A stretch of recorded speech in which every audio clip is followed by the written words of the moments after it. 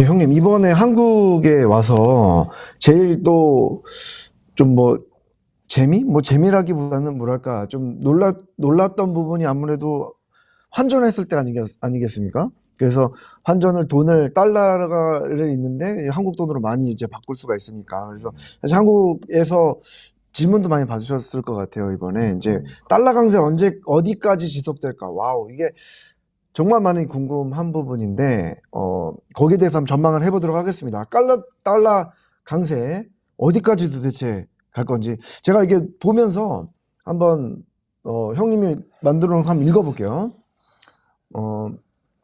지금 그 지정학적으로 안정적이며 꾸준한 경제 성장세를 보이고 있습니다, 미국이. 그래서 이 미국의 해외 투자자들이 계속 그 미국 경제가 유일하게 지금 좋기 때문에 투자를 많이 하고 있고 늘고 있어요. 그래서 또 기준금리를 인상시키고 있고 긴축 재정으로 달러가 계속 강세가 되고 있는 거죠. 그렇죠. 이게 지금 현실입니다. 예, 지금 뭐 기준금리가 올라간다는 얘기는 시중에 있는 달러화를 수거하는 겁니다. 다시 해서 예를 들어서 이제 주식시장이 지금 굉장히 폭락을 했던 상황이었잖아요. 그래서 토요일 이제 저 랠리가 다시 시작했지만 기준금리가 4차례 굉장히 공격적으로 올라갔다는 얘기는 결국은 T빌과 10년짜리 국채, 30년짜리 국채의 이자율이 올라간 거거든요. 근데 사실 미국의 국채는 거의 개런티잖아요. 그래서 해외에 있는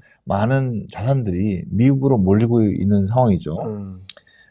그다음에 이제 그렇게 되고 그래서 기준금리 올라가면 시중에 나와 있는 세이빙스 어카운트, 예를 들어서 계좌들에 있는 그 캐시들이 거의 개런티가 되는 지금 옛날에는 0.9% 이렇게 주다가 갑자기 4%씩 주는 거예요. 3.몇 %. 그러면 현금이 들어가게 되면 그 돈이 어디든 결국 수거가 되는 거거든요. 그래서 시중에 나가 있는 달러가 수거가 되고, 또 이제 그럼으로써 이제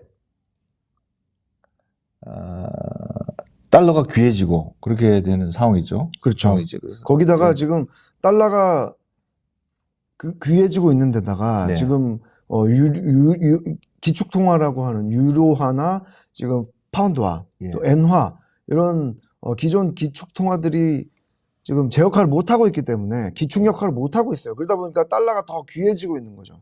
그렇죠. 그리고 거기다 이제 지금 계속되는 문제가 뭐냐면은 달러가 강세가 되니까 지금 유가가 미국을 제외한 결제가 유로화 아니면 달러로 돼 있습니다. 그러니까 그렇죠. 특히 동맹국 한국을 포함해서 호주, 영국 그다음에 이제 뉴질랜드, 캐나다에서 수입을 할 때 굉장히 힘든 거예요. 그러니까 과연 동맹이 지금 이제 러시아와의 전쟁 중인, 우크라이나 전쟁 중에 러시아가 굉장히 여러 가지 세계 경제 속에서 지금 굉장히 부정적인 역할을 지금 하고 있는데, 과연 계속된 달러 강세가 결국 동맹국의 경제가 파탄나면서 계속 이런 식으로 미국이 전략적인 판단을 계속 달러 강세를 유지할 수가 있느냐라는 것은 좀 우리가 귀추를 주목을 해야 되는 부분입니다. 아마 장기적으로 볼 때는 결국은 달러 강세가 미국에는 좋은 소식이 아니다라는 것이죠. 그래서 국내 문제, 특히 인플레이션이 잡히는 상황, 집값, 식료품 가격 다시 떨어지고 시작하기 시점이에요. 지금 9월 달이. 그다음에 또 유가도 많이 떨어지는 상황, 10% 이상씩 떨어지고 있으니까. 그래서 이제 공격적인 어떤 기준금리가 더 이상은 아닐 수도 있지 않겠느냐라는 조심스러운 판단을 하고 있기 때문에, 그런 희망적인 메시지가 나왔기 때문에 랠리가 이틀 동안 지장이 된 거고, 보시면은 달러 강세가 계속 지속된 건 장기적으로 경제에서 득보다 실이 많은 실이 거죠. 많죠. 예. 항상 어떤 한 방향으로 갈 때는 항상 좋은 것도 있고 나쁜 것도 있잖아요. 어떤 내가 아무리 좋은 선택을 하더라도 거기에는 또 득이 있지만 또 실이 있는 상황일 수가 있거든요. 그래서 수입 가격이 저렴해서 이제 인플레이션에는 약간 도움이 될 수가 있습니다. 다시 해서 미국 달러로 이제 결제를 하는데 수입 물품을 예전에 10불 하는 거를 8불을 살 수 있는 거예요. 그러면은 사실 20%나 싸져진 거잖아요.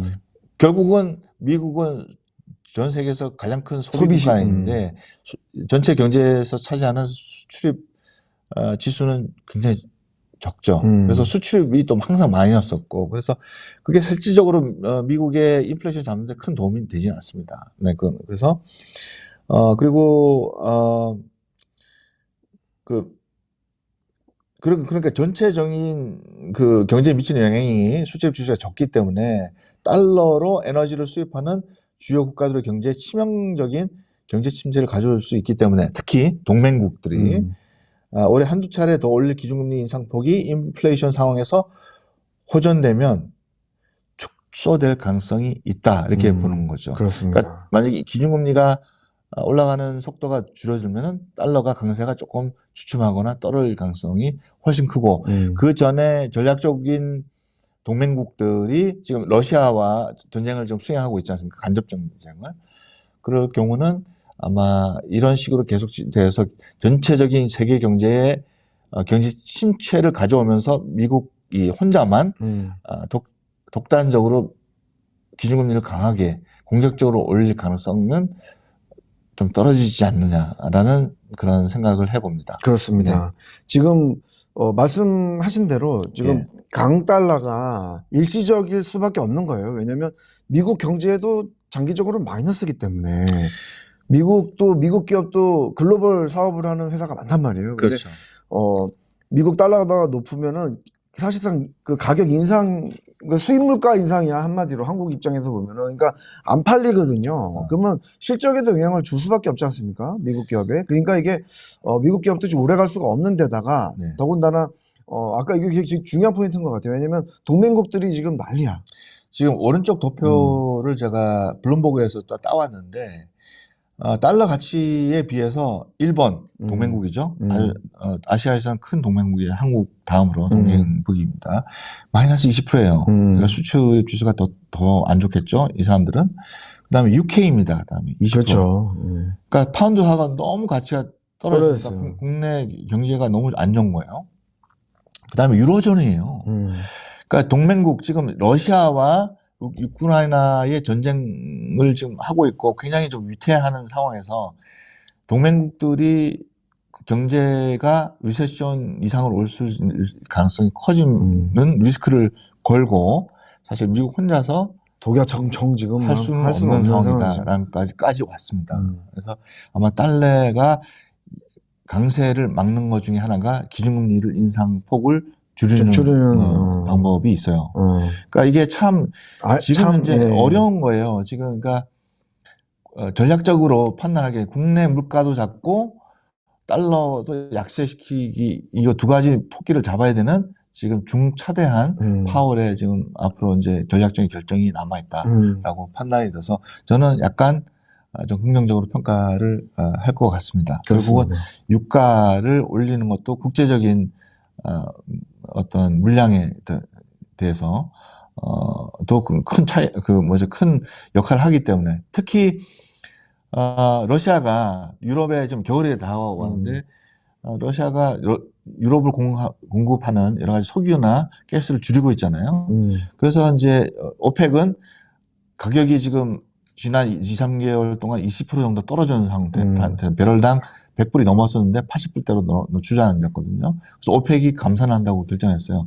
거기에 대처로 미국이 어떻게 했냐면은 베네수엘라가 지금 미국의 그 경제 제재 때문에 석유를 수출을 못하고 있어요. 그걸 풀었어요. 풀면은 베네수엘라 같은 경우는 여러분 아시다시피 전 세계에서 뭐 매장량이 전 세계 3위인가 그럴 거예요. 그렇죠. 지금 이제 쌓아놓은 물량들이 수출 물량들이 있을 거 아니에요. 그거 풀기 시작하면은 아마 달러화뿐만 아니라 석유가도 안정 내지는 더 떨어질 가능성이 훨씬 커 보인다. 저는 그렇게 생각합니다. 예. 그렇습니다. 지금 국제 유가를 좀 안정시키기 위해서 많은 노력을 많이 기울이고 있는 거예요. 베네수엘라는 사실 지금 뭐 반미 국가 대표적인 반미 국가 중에 하나이기 때문에 미 국내 생산량도 늘고 또 남미에 있는 베네수엘라 생산을 했던 것을 수출을 재개한다면은 유가는 안정 내지는 떨어질 수밖에 없고 거기에 해서 또 달러화도 안정 내지는 떨어질 가능성이 있다. 특히 기준금리하고 이제 밀접한 관계이기 때문에 또 또 굿뉴스는 뭐냐면 9월달 여러 가지 경제 지표들이 실업률이 조금 실업률 그다음에 새로운 그 일자리가 많이 줄었어요. 그다음에 좀 제대로 연준에서 가는 방향은 맞지만 그렇게까지 막 멍청 떨어지지는 않고 있는 상황이지만 뭐 10월달, 11월달에 뭐 그래서 S&P 500으로 어떤 회사들이 또 해량 뭐 해고 사태가 좀 있으면은 사실 달러화에는 굉장히 굿뉴스가 또 되는 그런 상황이 10월달, 11월달에 올 수가 있습니다. 네, 그렇습니다. 네. 오늘 강달러 언제까지 지속될까? 좀 그렇게 내년에는 좀 안정화되겠다. 뭐 그런 올해 말 빠르면 올해 말, 빠르면 올 네, 연말, 올해 말까지는 예. 조금 달러는 안정화될 수밖에 없는 없는 상황입니다. 상황입니다. 지금도 약간 좀 막 올라가다가 잠깐 지금 내려가 있는 상황인데 네. 좀 안정화되지 않을까? 뭐 그런 지금 저는 그렇게 보고 있습니다. 움직이고 있습니다. 예. 예. 혁신, 이노베이션의 뜻 아시나요? 안을 뜻하는 인, 새롭다의 노바가 결합한 것. 안에서부터 시작해 새로워진다는 의미. 즉, 내가 먼저 변해야 한다는 뜻이죠. 세상을 읽는 눈을 키워주는 실리콘밸리 미디어 더밀크. 매일 아침 미국 현지에서 전해주는 신선한 경제 테크 뉴스. 보이지 않는 매일 습관을 만들어 보세요. 미디어는 더 이상 속도가 아닙니다. 정확성, 인사이트가 깃든 진짜 미디어 더밀크. 내가 달라져야 진짜 변한 다른 세상이 보입니다. 더밀크.